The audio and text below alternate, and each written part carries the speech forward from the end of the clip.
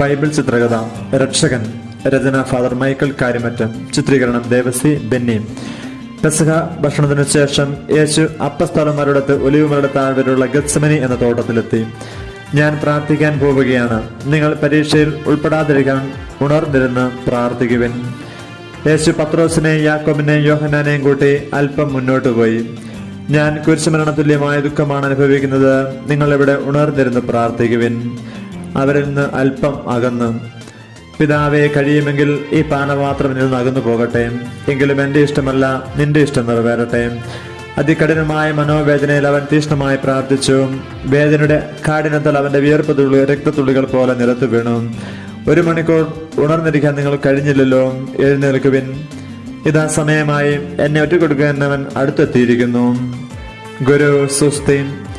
സ്നേഹിത, ഒരു ചുംബനത്താൽ നിന്റെ ഗുരുവിനെ ഒറ്റക്കൊടുക്കുന്നുവോ? അതാ അവനാണ് യേശു, പിടിച്ചു കെട്ടുവിൻ.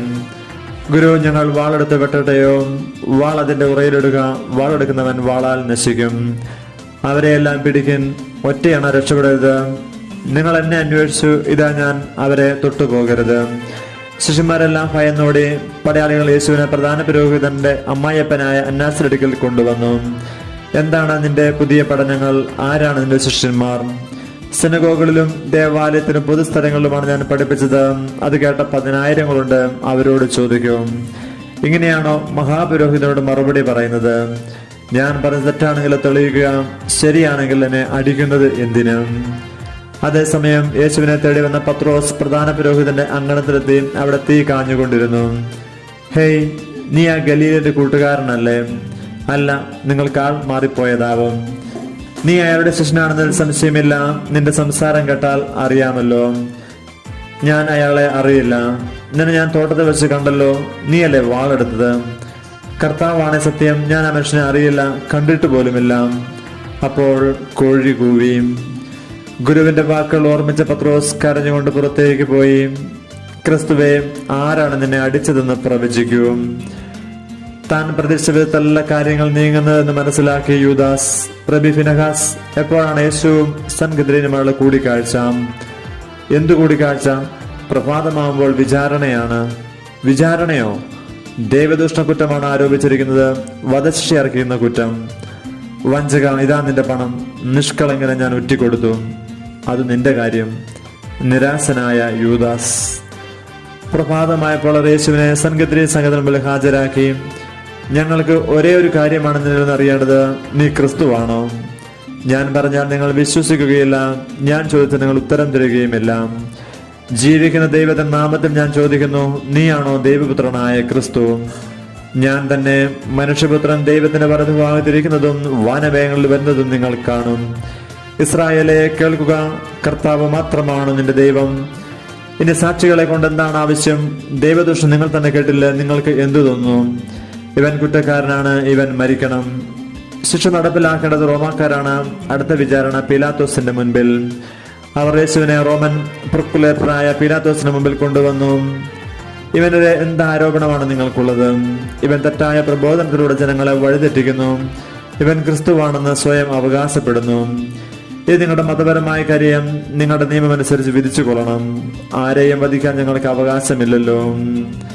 മരണാർഹമായി എന്തു കുറ്റമാണ് ഇവൻ ചെയ്തത്? താൻ യഹൂദരുടെ രാജാവാണെന്ന് ഇവൻ അവകാശപ്പെടുന്നു, അത് രാജദ്രോഹമാണ്.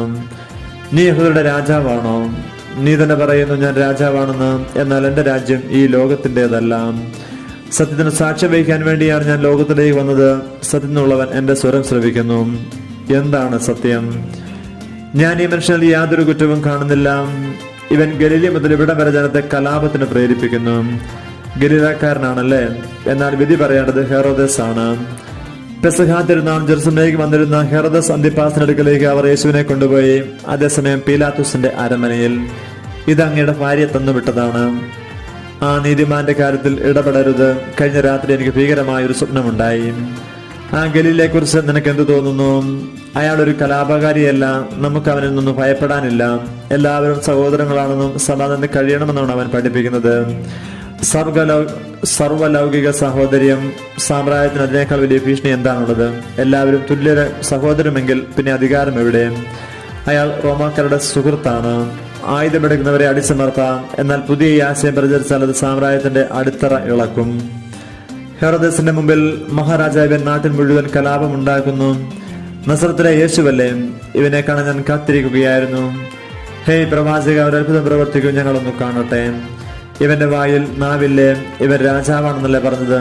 രാജകീയ വേഷം കൊടുത്തു കളയാം. സേവകർ, ഈ വിഡ്ഢിക്ക് ഈ വേഷം ചേരും. പീലാത്തോസിന്റെ അടുക്കലേക്ക് തന്നെ കൊണ്ടുപോകുവിൻ. അതേസമയം പീലാത്തോസിന്റെ അരമനയുടെ മുമ്പിൽ തീവ്രവാദികൾ. ബറാബാസിനെ വിട്ടുതരിക, രാഷ്ട്രീയ തടവുകാരെ മോചിപ്പിക്കുക. ആരാണ് ഈ ബറാബാസ്? കഴിഞ്ഞ ദിവസം നമ്മുടെ 2 പടയാളെ കൊന്ന ഒരു കലാപകാരി. യേശുവിനെ അവർ വീണ്ടും പീലാത്തോസിന് മുമ്പിൽ കൊണ്ടുവന്നു. ഇവൻ കുറ്റക്കാരനല്ല എന്ന് തെളിഞ്ഞില്ലേ? ഹെറോദസും കുറ്റമൊന്നും കണ്ടിട്ടില്ലല്ലോ. സീസർ നികുതി കൊടുക്കാതിരിക്കാൻ ജനങ്ങളെ പ്രേരിപ്പിക്കുന്നു. അതിന് യാതൊരു തെളിവുമെല്ലാം. അതിനാൽ ഒരു താക്കീത് നിലയിൽ ഇവനെ ശിക്ഷിച്ച് വിട്ടയക്കും. ഇവനെ വിട്ടയക്കുന്നത് അപകടകരമാണ്. സേവർ ഇവനെ കൊണ്ടുപോയി റോമൻ ശിക്ഷയുടെ രുചി അറിയിക്കും. യഹൂദയുടെ രാജാവിന്റെ രക്താംബരം, രാജാവിന് കിരീടം, യഹൂദയുടെ രാജാവേ സ്വസ്തി. ഇതാ മനുഷ്യൻ. ഇനി എന്താണ് നിനക്ക് പറയാനുള്ളത്? നിനക്കൊന്നും പറയാനില്ലേ? നിന്നെ വിട്ടയക്കാനും കുരിശ് തറയ്ക്കാനും എനിക്ക് അധികാരമുണ്ടെന്ന് നിനക്കറിയില്ലേ? ഉന്നതത്തിൽ നിലക്കപ്പെട്ടില്ലായിരുന്നെങ്കിൽ നിനക്ക് എന്റെ മേലൊരു അധികാരവും ഉണ്ടാകുമായിരുന്നില്ല. ഇവനിൽ ഒരു കുറ്റവുമില്ല. ഞാൻ ഇവനെ വിട്ടയക്കും. ഇവനെ വിട്ടയക്കുന്ന പക്ഷം നീ സീസറിന്റെ ശത്രുവാണ്. കാരണം ഇവൻ സീസറിനെതിരെ സ്വയം രാജാവാക്കിയിരിക്കുകയാണ്. പെസഹാ തിരുനാളിൽ ഒരു കുറ്റവാളിയെ മോചിപ്പിക്കാറുണ്ടല്ലോ. യേശുവിനെയോ ബറാബാസിനെയോ ജനം തിരഞ്ഞെടുക്കട്ടെ. ജനത്തിനിടയിൽ 2 തരത്തിലുള്ള പ്രചാരണങ്ങൾ നടന്നു. ബറാബാസ് നമ്മുടെ നേതാവാണ്, അവനെ മോചിപ്പിക്കുക നമ്മുടെ കടമയാണ്. തീർച്ചയായും ബറാബാസിന് വേണ്ടി നാം സ്വരം ഉയർത്തണം. ആ നസ്രായൻ ദൈവദൂഷകനും ജനദ്രോഹിയുമാണ്. അവനെ ക്രൂശിക്കാൻ ആവശ്യപ്പെടണം. ഈ 2 പേരിൽ ആരെയാണ് നിങ്ങൾക്ക് വിട്ടുതരേണ്ടത്? ബറാബാസ്, ബറാബാസ്. യഹൂദയുടെ രാജാവായ യേശുവിനെ എന്തു ചെയ്യണം? അവനെ ക്രൂശിക്കുക. സീസറല്ല, ഞങ്ങൾക്ക് രാജാവില്ല. കൊണ്ടുപോയി ക്രൂശിക്കുവിൻ. ഈ നീതിമാൻ രക്തത്തിൽ എനിക്ക് പങ്കില്ല. അവന്റെ രക്തം ഞങ്ങളുടെ സന്ധികളുടെ മേൽ ആയിക്കൊള്ളട്ടെ. അവർ യേശുവിനെ കുരിശിൽ തറച്ചു കൊല്ലാനായി ഗോൽഗോൽഥ എന്ന സ്ഥലത്തേക്ക് കൊണ്ടുപോയി. ജെറുസലേം പുത്രിമാരെ, എന്നെ പ്രതി നിങ്ങൾ കരയേണ്ട. നിങ്ങളെ നിങ്ങളുടെ മക്കളെയും പ്രതി കരയുവിൻ. പച്ചത്തടിയോടെ ഇതാണ് ചെയ്യുന്നതെങ്കിൽ ഉണങ്ങിയതിന് എന്ത് സംഭവിക്കും? ഇവനെ ഗോൽഗോൽഥായിൽ എത്തിക്കാൻ കഴിയുമെന്ന് തോന്നുന്നില്ല. ആ തടി അഴിച്ചു മാറ്റാം. അത് ആ വരുന്നവനെ കൊണ്ട് അത് അടുപ്പിക്കാം. സൈര്യൻകാരനായ ശിമയോൻ എന്നൊരാൾ യേശുവിന്റെ കുരിശ് ചുമക്കാൻ നിർബന്ധിക്കപ്പെട്ടു. അവർ ഗോൽഗോൽഥായിൽ എത്തി. യേശുവിനോടൊപ്പം ഇടത്തും വലത്തുമായി 2 കലാപകാരികളെയും അവർ കുരിശിൽ തറച്ചു. രാജാവായ നസറായൻ യേശു എന്നൊരു ശീർഷകം കുറ്റപത്രമായി അവർ കുരിശിന് മുകളിൽ വെച്ചു. ആ കുറ്റപത്രം മാറ്റി താൻ യഹൂദ രാജാവാണ് എന്ന് അവൻ പറഞ്ഞു എന്നെഴുതണം. യഹൂദ നേതാക്കൾ പീലാത്തോസിന്റെ മുമ്പിൽ ചെന്ന് ഗവർണറോട് പറയൂ,